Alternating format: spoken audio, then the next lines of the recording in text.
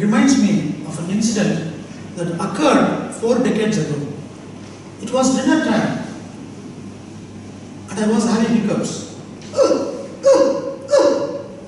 I was about to be choked.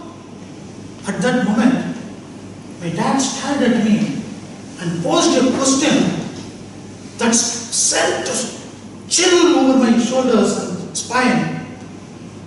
I was startled.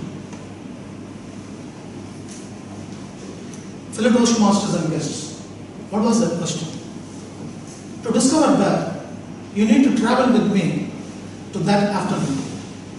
I was in 9th standard and it was exam time.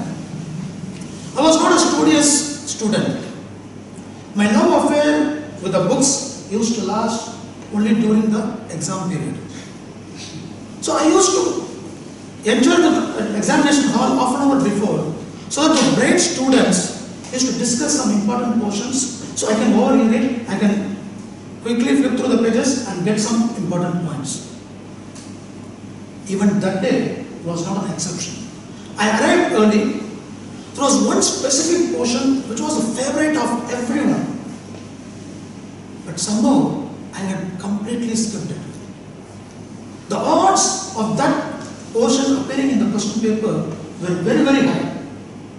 I immediately grabbed the book, flipped through the pages, tried to grab as many points as possible. But alas, I could not. The time was running out. At that moment, I decided it was time to have my maiden bit. Now what is a bit? A bit is a paper, tiny paper, as tiny as possible, containing data, voluminous data in font size 0.5. Those days I could read that. Now, where should I hide it? There are some standard places. You can hide it under the collar, under the shirt cuff, inside a pen cover, under the socks, anywhere as you think. But I wanted to be different. I was looking for a safe haven and I saw a tiny hole under the foot of the desk. I just inserted it. As I was about to raise my head, my classmate asked, "Are you stupid? Don't you know who the invigilator is? It's Ranga."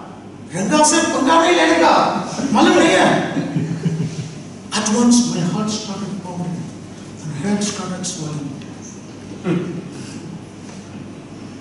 Because Mr. Ranga was one of the strictest and was infamous for his discipline and his whippings.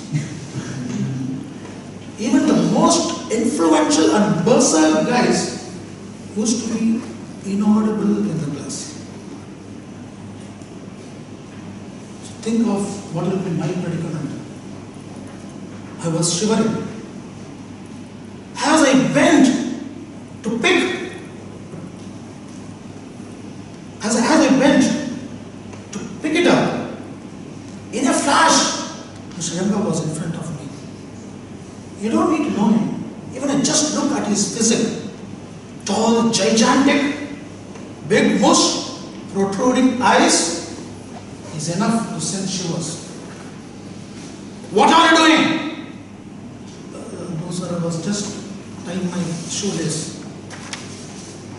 He was not convinced. He looked around. Fortunately, the bit was under my shoe. Then he walked back.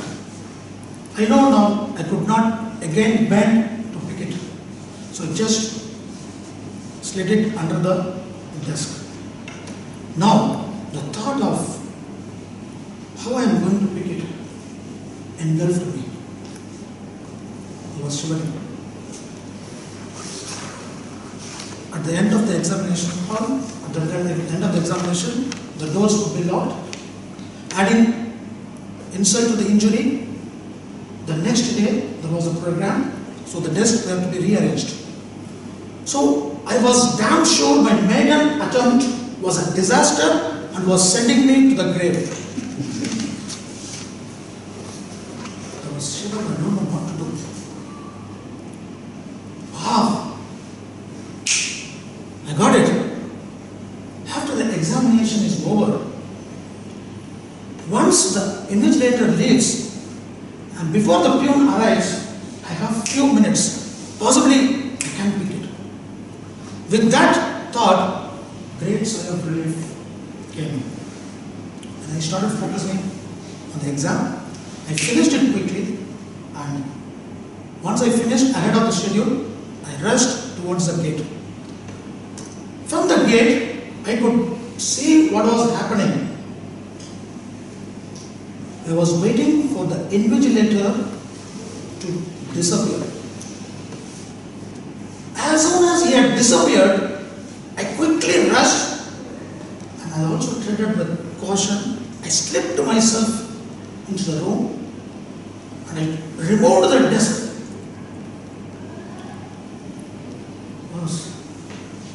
The bit was not there. In a hurry, I had picked the wrong one. Then immediately I rushed to my correct desk and lifted it, saw the bed, took it and safely handed it in my pocket. As I was coming out of the hall, the peon entered. "What are you doing here?" "No, sir, I forgot my pen. I just brought it, came here to pick it." "Get lost!" I had a sigh of relief. Mission accomplished. If you think the story ended, you are wrong. Now let's go to the dinner table. As I was choking with hiccups, my dad asked, "Did you carry a bit today?" How did he know? I was startled. No. See, your hiccups stopped. Whenever you have hiccups, ask a startling question.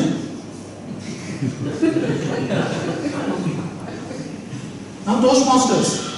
Now remember, whenever someone has hiccup, ask a startling question. Now even today, I carry a bit.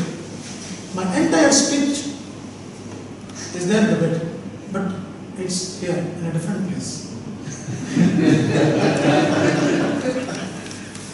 It's font size 2, but still I couldn't read it.